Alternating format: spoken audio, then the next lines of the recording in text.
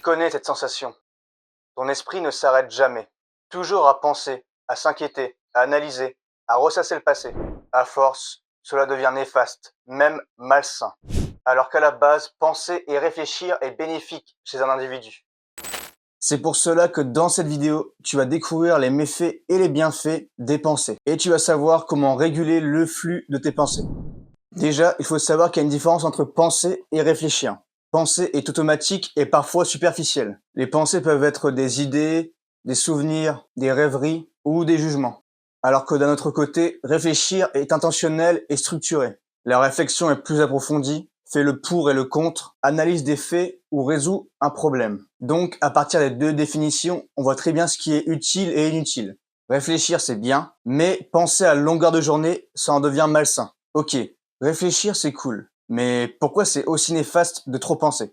Eh bah, penser, overthinking en anglais, ça a des conséquences sur le sommeil, car t'es là, dans ton lit, à 3h du mat, à refaire ta journée, à repenser un souvenir, ou à te demander si le ciel, c'est l'espace pour les poissons.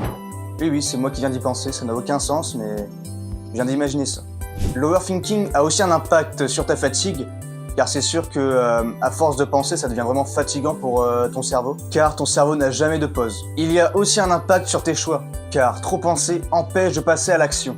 Mais l'une des pires conséquences de l'overthinking est l'impact sur ton mental, car repenser au passé, à ce que tu aurais dû faire, ce que tu aurais dû dire, ou de repenser à ce que tu aurais dû éviter, c'est réellement mauvais pour toi. Car on le sait tous, on ne peut pas changer le passé.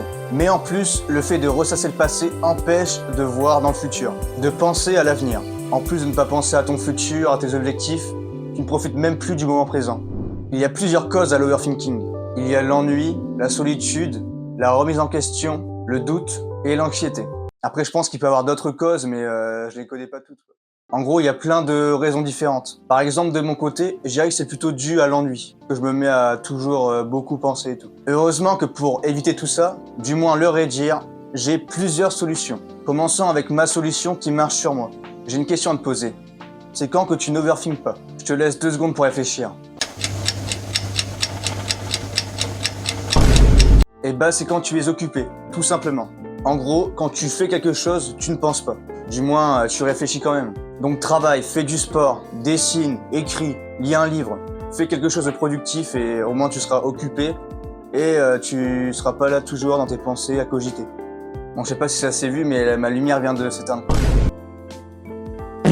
Faut vraiment que je pense à la recharger, je suis con. Mais attention, pour ton bien, évite de scroller, de passer tout ton temps à écouter de la musique, à ne pas être productif, sinon t'es juste un gros manche à couilles qui va rien faire de sa vie, malheureusement.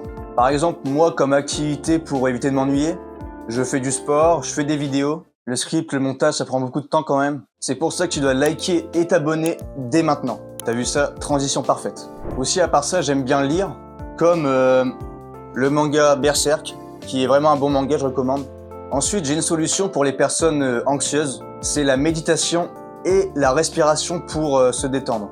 Aussi, il y a l'écriture. À Skip, en écrivant ses pensées, on s'en libère. Je sais pas si c'est vrai ou si c'est du bullshit, mais ceux qui ont déjà essayé, dites-le moi en commentaire. Je crache beaucoup sur l'overthinking, mais il y a aussi des bienfaits à penser. Forcément. Ça permet d'avoir les idées claires. Tant que ton esprit n'est pas noyé de milliers de pensées, tu peux te permettre de penser à tes rêves, à tes objectifs, à ta vie. Tant que ça ne devient pas non plus maladif, une obsession. J'ai dit beaucoup de fois le mot penser dans cette vidéo. Pense à liker et à t'abonner, c'est très important pour me supporter. C'était Lodrenz, à la prochaine.